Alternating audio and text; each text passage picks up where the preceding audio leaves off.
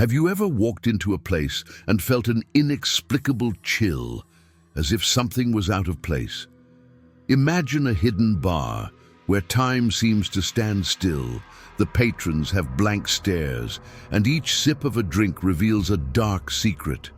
This is not just a story, it's a warning. Find out what happens when curiosity turns into absolute terror. Get ready to live an experience you will never forget. Want to know how it all ends? Stay until the end. Let's go to the first story. The basement bar, where the shadows drink. It was a rainy and cold night, the kind that seems made for dark stories. The streets were almost deserted, except for a few puddles of water that reflected the glow of the yellow streetlights. Eduardo, a man in his 30s, had left work later than usual. Fatigue weighed on his shoulders, but something inside him told him that he didn't want to go straight home. That was when he saw, as he turned a corner he never usually took, a neon sign flashing erratically. The red neon spelled out the words, "The Last Round." He had never heard of the bar, but something about the place seemed inviting and strange at the same time. The building was old, with worn brick walls and a wooden door that creaked in the wind. There was no one outside. No sound came from inside, but the sign insisted, as if calling to him. Eduardo hesitated for a moment. He wasn't the type of person to enter unknown places, but that night seemed different. Maybe it was the loneliness he felt, or just the need for a drink to calm his nerves. Taking a deep breath, he pushed the door, which gave way with a long, sharp creak, as if the bar had been waiting for him. Inside, the atmosphere was completely unexpected. The place was larger than it seemed from the outside, lit by a dim reddish light that created unsettling shadows on the walls. There were a few tables occupied by people who didn't seem to notice his arrival. Everyone had their heads down, focused on their own glasses, as if they were lost in deep thought, or in something darker. The air smelled peculiar, a mixture of aged wood and something sweet but cloying, like wilted flowers. Eduardo walked up to the bar, where a thin, pale man with a neatly trimmed mustache and eyes that seemed to gaze beyond the present greeted him with a discreet smile. "Welcome to the last round. What's it going to be today?" the bartender asked, his voice so soft it was almost a whisper.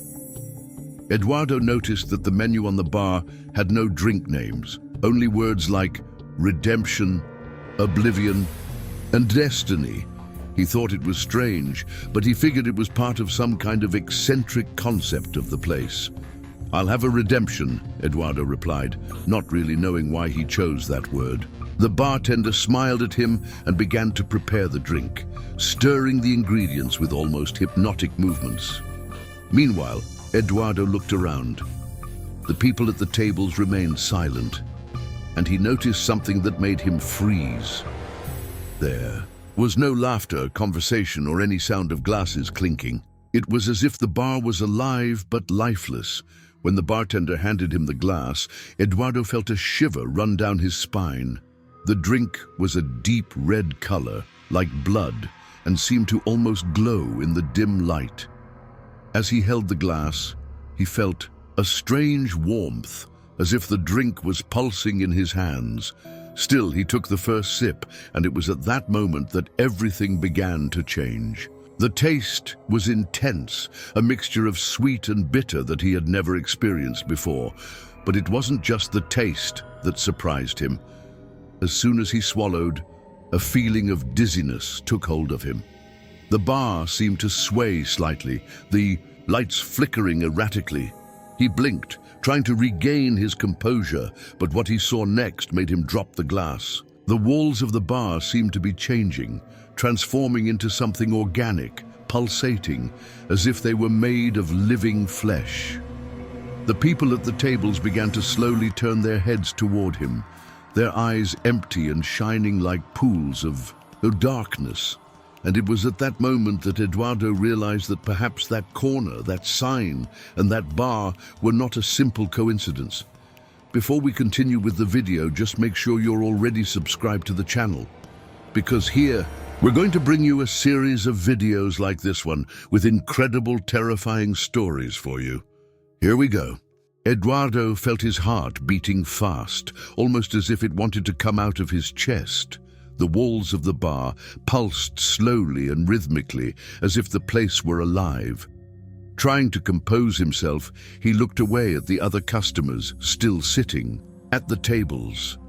At first, it seemed like they weren't moving, like human statues, but then, one by one, they began to turn their heads in his direction, in a synchronized, almost mechanical way.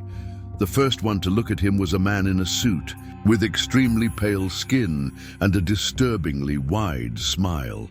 His eyes were small and shone like those of a predator on the prowl. Then a woman in a black dress, her face partially hidden by a veil, tilted her head to the side, revealing an expression that seemed to be frozen somewhere between sadness and something almost demonic.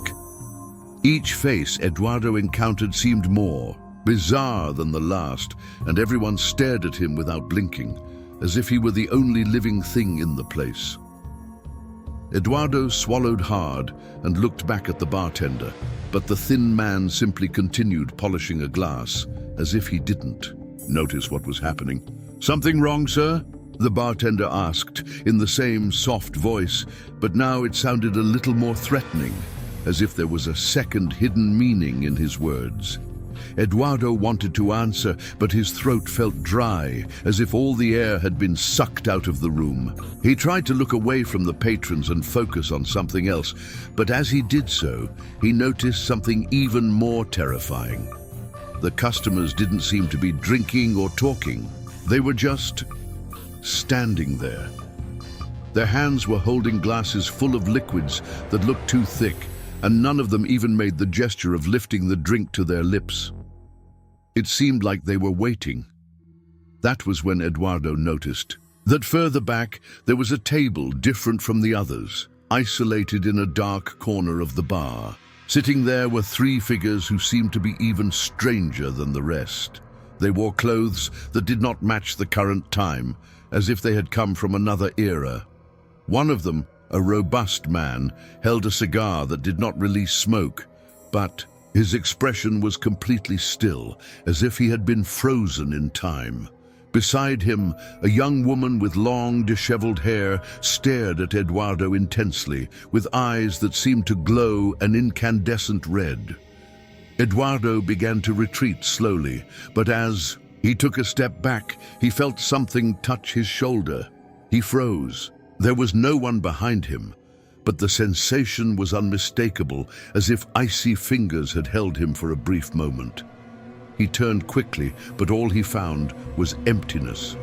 However, when he looked ahead again, he noticed something that left him even more terrified. The patrons, who had previously been at the tables, were now standing. They had stood up in complete silence and were standing still, looking directly at him, forming a sort of semicircle that blocked any escape route. Eduardo felt sweat run down his face, while the eyes of the figures seemed to pierce him, analyzing every inch of his soul. It was then that the young woman with red eyes, the same one who had been sitting at the isolated table, stepped forward. When she spoke, her voice didn't sound human. It was a hoarse, echoing sound, as if it were coming from a very distant place. "You shouldn't have come here, Eduardo." He tried to ask her how she knew his name, but before he could speak, all the other patrons began to murmur something in unison. The words were incomprehensible, but the sound seemed like a mixture of crying, laughing, and screaming. Eduardo felt his knees weaken. The air around him seemed heavier, as if the bar was starting to close in on him. Eduardo, now completely terrified, began to look desperately for a way out. But what he didn't know was that this was only the beginning of the real revelation about who or what those people in the bar were. Eduardo felt the pressure in the air increase. It was as if the environment around him was slowly compressing, suffocating him with an invisible weight. The disturbing murmur of the patrons grew louder and louder, echoing off the walls of the bar, until suddenly everything stopped. The silence that followed was even more terrifying. It was so deep that Eduardo could hear the rapid sound of his own breathing and the frantic beating of his heart. "Do you want to know the truth?" The hoarse voice of the young woman with red eyes cut through the silence like a blade. She took another step forward, and the patrons parted for her, as if they were following a dark hierarchy that Eduardo did not understand. "Everyone who comes here has a reason, Eduardo, but few leave to tell their story." He tried to protest, but his voice seemed to have disappeared. His lips moved, but no sound came out. The young woman laughed, a metallic sound that made the hairs on the back of Eduardo's neck stand on end. "Do you think you came here by chance?" She raised a pale hand, pointing at him, and then the surroundings began to change. The walls of the bar shimmered as if they were made of fog, revealing scenes that shouldn't exist. Eduardo saw flashes of different people, all sitting in the same chair he was in, with expressions of fear and despair. He recognized some of the faces. They were people who had mysteriously disappeared in the city over the years. The bartender, who had remained motionless until then, finally spoke. "This bar is a place of transition, Eduardo. Those who enter here carry secrets, sins, or choices that have brought them to this point. And you are no different." Eduardo felt a chill run down his spine. He started to shake his head, trying to deny what he was hearing, but deep down, something told him that it made sense. "I don't understand," he finally managed to mumble, his voice barely audible. "You'll understand soon enough." The red-eyed girl took another step and, with a slow gesture, extended her hand toward Eduardo. The moment her pale hand touched him, he was overcome by a terrifying vision. He saw himself driving that rainy night, distracted, with his thoughts too far away. He saw the exact moment when, without realizing it, he lost control of the car and skidded on the dark road. He remembered the deafening sound of the impact, the shattering of the glass, the blood flowing. Eduardo fell to his knees, panting, as reality hit him like a punch in the stomach. Did I die?" he asked, his voice breaking. The young woman tilted her head, an almost gentle smile appearing on her lips. "Not exactly. You're on the threshold, Eduardo. Between what was and what will be. This place is a judgment." The patrons around him began to laugh, but the sound was distorted, grotesque like a macabre choir. Eduardo tried to stand, but his legs felt weak again. The figures around him began to slowly approach, their faces distorting into something monstrous. "Choose your next steps carefully, Eduardo," the young woman said, "because this bar is unforgiving." And with those words, the true nature of the place began to reveal itself. The lights flickered, the floor shook, and Eduardo realized that his soul was at stake. Everything he had believed until then was about to be put to the test in a confrontation with forces beyond his comprehension. Eduardo, still kneeling on the cold, sticky floor of the bar, felt his mind spinning. The revelation that he was trapped in a place that did not belong to the world as he knew it was suffocating, almost maddening. The young woman with red eyes, now very close, crouched in front of him, looking him in the eyes as if she were trying to decipher every fragment of his soul. "You don't have to accept this, Eduardo," she said, her voice carrying a mix of compassion and cruelty. "But you have to understand, this bar is not just a transit point. It is a mirror of what you were, of who you are." Her words echoed as the surroundings continued to change. The walls flickered, showing images that Eduardo could barely process. He saw flashes of his life, happy moments, like his marriage. To Luana, the smile of his young daughter, but also dark moments marked by selfish decisions, omissions, and mistakes that he would rather forget. "Stop it!" Eduardo shouted, his voice finally finding strength. He tried to stand up, but the patrons, who now seemed less human and more like grotesque specters, held him down with inhuman strength. Their icy hands were like invisible shackles, pinning him to the floor. "You haven't seen everything," "Yet," said the bartender, who was now standing behind the counter holding an empty glass with a black liquid that seemed to move on its own. He placed the glass on the counter with a loud thud, and the liquid began to expand, forming a thick puddle that dripped down to the floor. In that liquid, Eduardo saw the moment that would change everything. It was him, driving in the rain that fateful night, distracted by his cell phone as he responded to a work message. The accident he refused to accept began to unfold before his eyes. But something was different. He was not alone in the car. In the back seat, his daughter slept in her car seat, a teddy bear clutched to her chest. Eduardo screamed, trying to deny what he saw, but the vision would not cease. The impact, the sound of the shattering glass, the deathly silence that followed. He had not only lost his own life, he had lost hers too. "That's why you're here," the red-eyed young woman whispered, her voice filled with an almost genuine sadness. "You couldn't accept the weight of your guilt.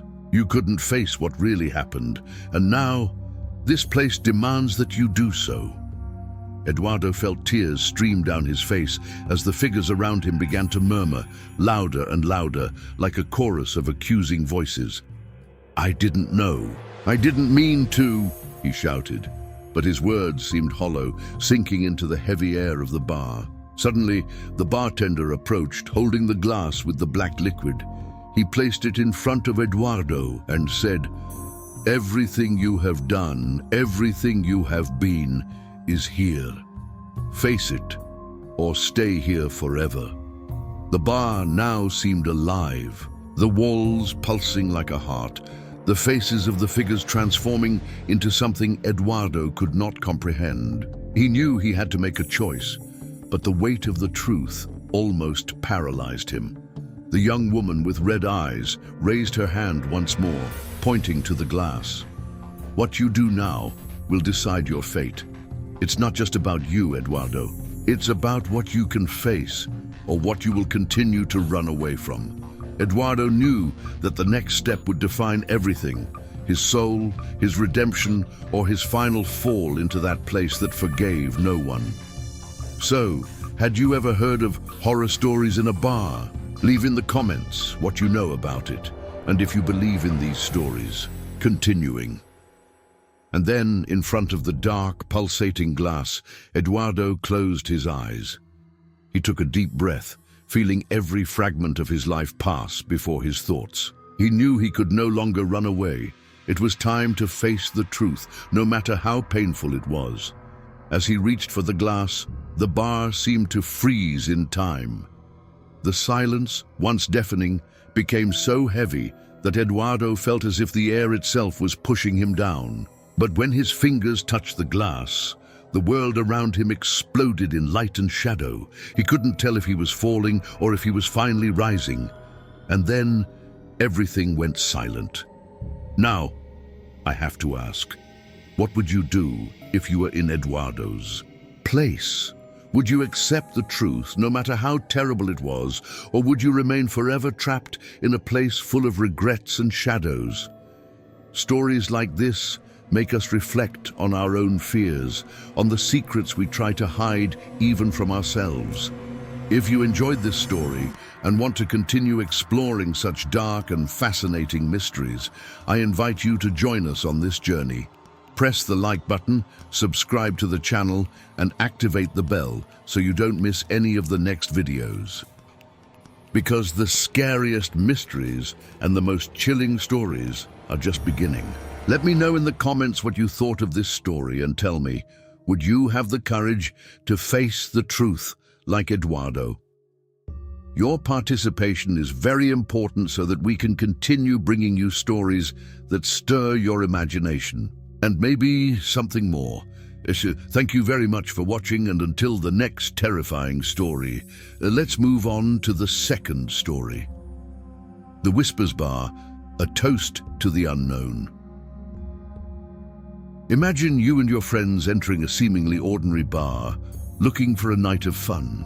But what if, amidst the toasts, you realized that the place knew more about you than it should? What if each sip revealed secrets that should have remained buried? In this scary story, you will discover what happens when the thirst for fun turns into an invitation to the unknown. Stay until the end, because the outcome will make you think twice before entering an unknown place again. Are you ready to unravel the dark secrets of the Whispers Bar? It was a warm night, with the air filled with that bittersweet feeling of an inevitable end. Lucas, Marcos, Anna, and Julia were childhood friends, and that would be the last night they would spend together before going their separate ways. The idea of saying goodbye in style took them to the Old Crow Bar, an establishment known for its unique ambience and an atmosphere that mixed vintage with somber. Anna suggested the place, excited by curiosity. It's the oldest bar in town. They say it has incredible stories, she said, while fixing her hair with an excitement that contrasted with Lucas and Marcos's hesitant looks. Stories or legends? Lucas joked, with a nervous smile.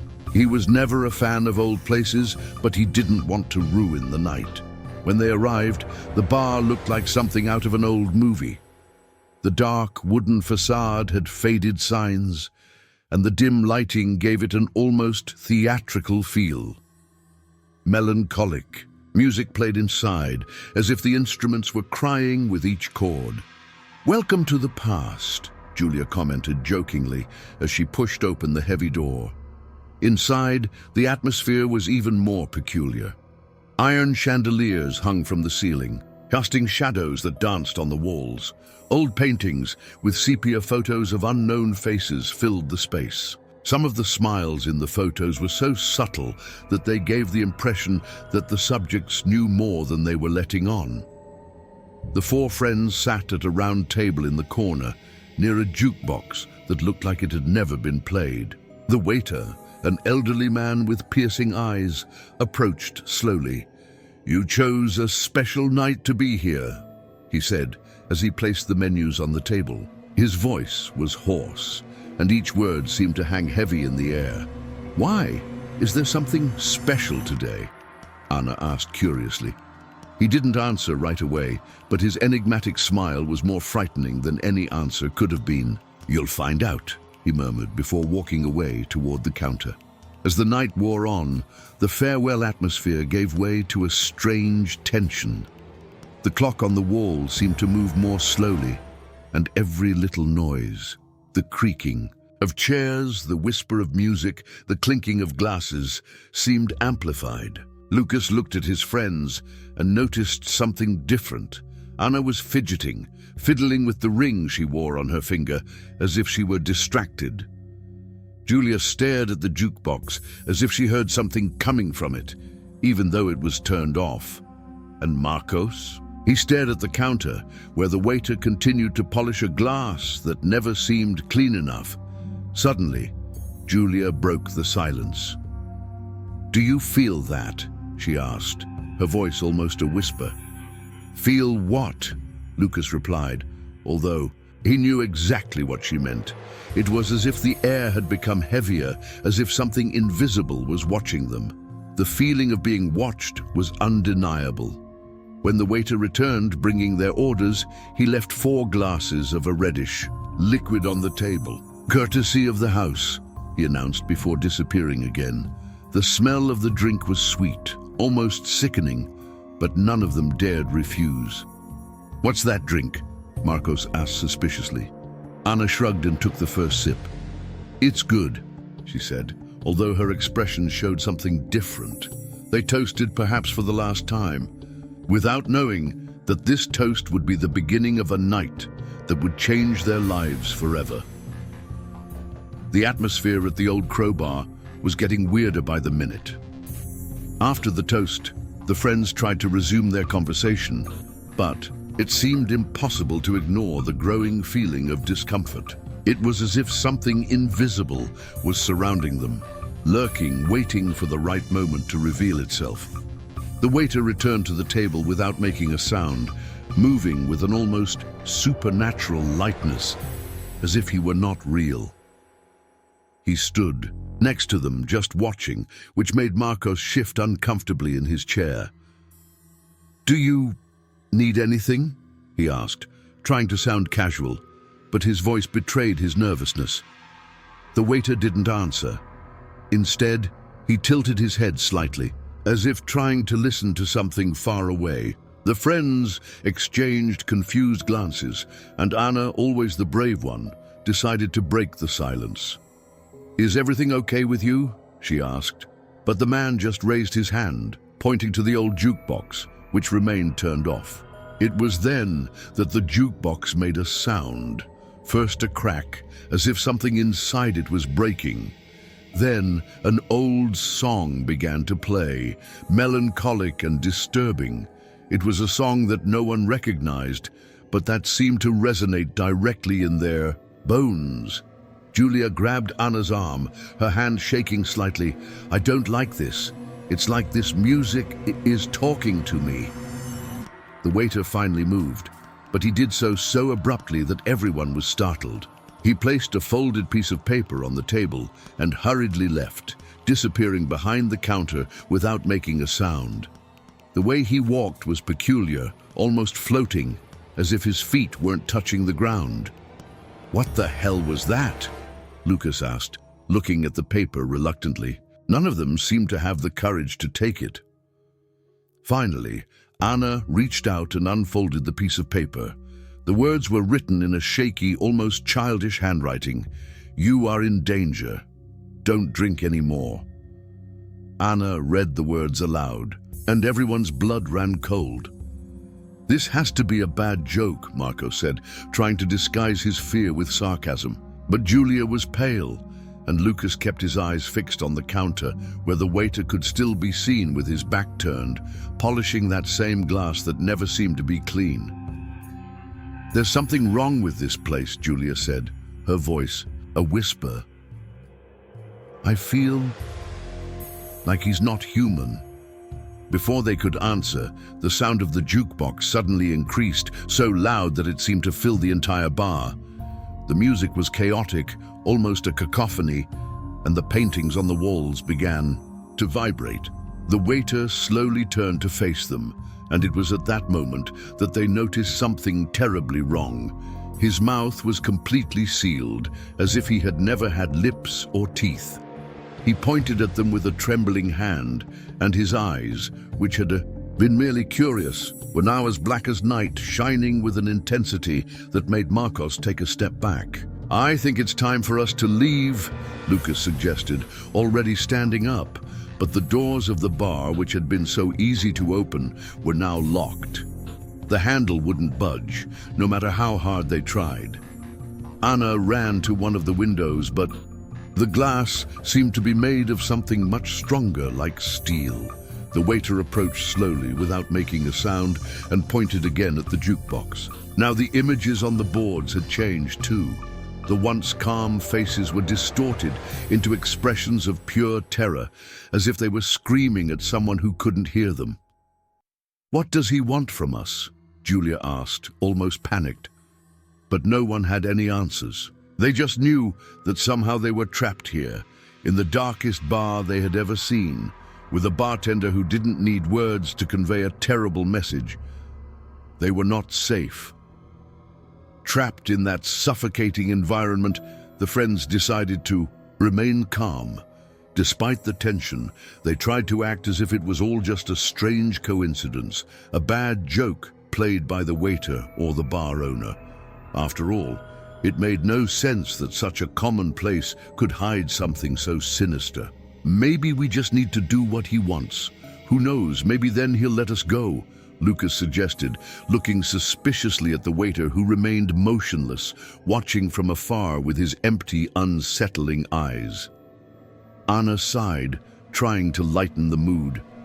"Okay, we're exaggerating. Let's just toast, as planned, and wait for the doors to unlock on their own. Maybe it's some crazy security system." She forced a smile and raised her glass, hoping the others would follow suit. The friends reluctantly raised their glasses, trying to ignore the growing sound of the jukebox, which was now emitting an almost hypnotic melody. full of notes that seemed to defy logic. When the glasses touched in the toast, the sound echoed strangely, as if there was something inside the glass that amplified the noise. To friendship and survival, Marcos joked, trying to lighten the mood. But no one laughed. It was then that Ina noticed something. As she tilted her glass to take a sip, an unusual light reflected off the liquid. It wasn't just the normal reflection of the dim lights in the bar. There was a peculiar, almost supernatural glow that seemed to dance inside the glass.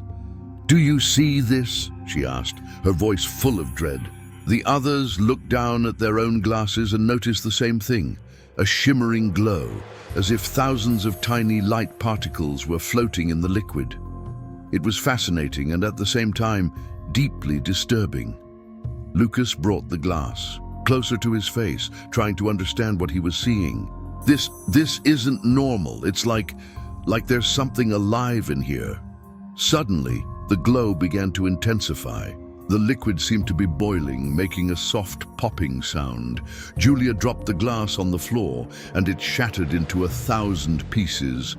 But instead of spreading, the glowing liquid gathered into a small puddle that seemed to pulse, like a beating heart. "This isn't real. It can't be real," Julia shouted, backing up towards the wall.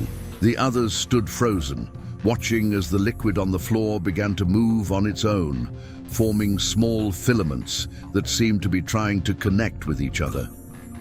The waiter, as if responding to this bizarre event, began to move again. He crossed the room slowly, picking up a tray with more identical glasses, all shining with that same unsettling light. He placed the tray on the table without saying a word and walked away. "He wants us to drink this," Marcos said, staring at the glasses, with a mixture of fear and fascination. "No way!" Anna shouted, knocking another glass to the floor. "Enough! This is some kind of trap! We need to get out of here!" But before they could do anything, the jukebox changed tunes again, now playing an even louder and more disturbing song. The glow in the liquid began to intensify, to the point where it illuminated the room with an unearthly light. The paintings on the walls vibrated, and the shadows in the room seemed to grow, taking on human shapes that moved on their own. It was as if the bar was alive, responding to their presence, trying to suffocate them. The glow in the glasses seemed to have a purpose, as if it were waiting for someone to give in and drink the liquid. "I'm not drinking that, never!" Julia screamed. But at that moment, a shattering sound echoed through the room, and all the glasses began to crack as if they were about to explode. As the glow of the glasses seemed to threaten to engulf the room, Julia, in a fit of desperation, ran behind the bar counter. "There's a door here," she shouted, pointing to a small trapdoor in the floor. It was old, made of worn wood with rusty hinges. She pulled the handle hard, revealing a staircase that descended into a dark basement. "Maybe it's our only way out." "Are you sure this is a good idea?" Lucas asked, hesitating as the bar seemed to pulse with that strange energy, as if it were alive. "It could be a trap. Would you rather stay here with those shiny things?" Julia replied, already descending the first few steps. A heavy, damp smell rose from the basement, making everyone look at each other before following her. The group descended the stairs in a single file, with the light of their cell phones flickering against the stone walls of the basement. The floor was covered in a thin layer of dust, but there were clear marks of recent footsteps. "Someone was here, and not long ago," Anna said, her voice low but full of dread. As they moved forward, the space seemed to expand. The basement was much larger than expected, with corridors branching off in various directions. The walls were covered in strange symbols, engraved with something that looked like dried blood. "What is this?" Marcos muttered, running his hand over one of the drawings. The symbols seemed to pulse under his touch, as if they were part of living skin. "Don't touch this!" Anna shouted, pulling him away. This is not normal. None of this is normal." Further ahead, a heavy door made of rusty metal blocked their way. It looked like it belonged to an old safe with a wheel in the center, used to unlock the mechanism. "Should we open this?" Lucas asked, his hand shaking as he turned the wheel. The door opened with a long, deep creak, revealing a room that was far from being a simple bar storage room. In the center of the room was a long table made of dark, solid wood, with deep cuts on its surface. Around the table, chairs were arranged meticulously, as if they were waiting for guests. But what made everyone swallow hard was what was on the table. Glasses just like the ones they had seen upstairs, all filled with the same bright, pulsating liquid. Hanging on the walls were old portraits, but each face looked familiar. "Wait, this is us?" Julia said, approaching one of the paintings, and it was true. Each painting had the face of one of her friends, but they looked different, pale, with sunken eyes and empty expressions, as if they were no longer human. "This is impossible," Anna whispered as a chill ran down her spine. It was then that Lucas noticed something even more terrifying. At the end of the room, there was a large mirror, but the reflection it showed was not theirs. It was the waiter standing there watching them from the other side with the same empty, evil look. "What's going on?" Marcos shouted, as the lights on their cell phones began to flash, almost as if responding to the growing tension in the air. Suddenly, a low laugh echoed through the basement. It wasn't coming from any of them. It was a hoarse, deep voice that seemed to come from all sides at once. "Welcome to your destiny," the voice said. "You agreed to enter. Now you belong here." The doors leading back to the bar slammed shut, and the lights went out completely. In the darkness, the friends heard the sound of footsteps approaching, footsteps that weren't theirs. "So, have you ever heard of horror story in a bar? Leave a comment with what you know about it, and if you believe in these stories." Continuing. The darkness seemed to devour every sigh, every accelerated heartbeat of the friends. The only light left was the glow of the strange liquid in the glasses on the table. It pulsed as if it were alive, casting macabre reflections that danced. Across the walls, the footsteps in the darkness stopped, but the feeling that something or someone was watching them intensified. "We have to get out of here now," Ina shouted, but Julia, fixated on the shine of the glasses, seemed paralyzed. "Don't you realize? This is what they want. The choice is here, in the glasses." Lucas approached cautiously, trying to understand. In the reflection of that pulsating liquid, he saw more than his own image. He saw what seemed to be his future, himself sitting at the bar, but different, pale, with lifeless eyes, serving others who arrived there. He took a step back, horrified. "If we choose the glass, we'll end up like them." Marcos panicked, began banging on the walls, looking for a way out, while the low, sinister laughter from before echoed again. This time, clearer, closer. "You can leave, but the choice must be made. Drink or stay in the dark forever." The air grew heavier, almost impossible to breathe, and then, on the other side of the room, a wooden door began to appear. It glowed golden, emitting a warm light, almost like a promise of safety, but the voice returned, hoarse and threatening. "The light is a lie. The true destiny is in the glasses." Julia, filled with insane courage, picked up one of the glasses, staring at the pulsing liquid. What if it's a trick? What if this is the only real way out? "The only way out is not to play their game," Anna screamed, knocking the glass from Julia's hand. The liquid spread across the floor, burning the wood like acid, while the glow of the other glasses began to grow, blinding everyone in the room. The group held on, screaming as the light enveloped them completely, and then silence. They woke up outside the bar. The building was abandoned, boarded up over the windows, and the neon sign was off. "We get out?" Lucas asked, still panting. But when they looked at their reflections in a puddle of water on the sidewalk, they noticed something horrible. Their faces were different. Their eyes were empty, like the ones in the photos in the basement. The bar had left its mark. They had left, but something about them would never be the same. And so, with a simple choice, they discovered that true terror is not always in the darkness, but in the doubt we carry within ourselves. Now tell me, if it were you, what would you choose? Would you have the courage to face the unknown, or would you surrender to fear? If this story gave you goosebumps, you're in the right place. Here on the channel, we have many other dark stories that will mess with your mind and your heart. So, don't let fear stop you from subscribing to the channel right now. Leave your like to help us bring you more chilling stories. Share it with that friend who loves a good horror, and activate the bell so you don't miss anything. And remember, every choice has its consequences.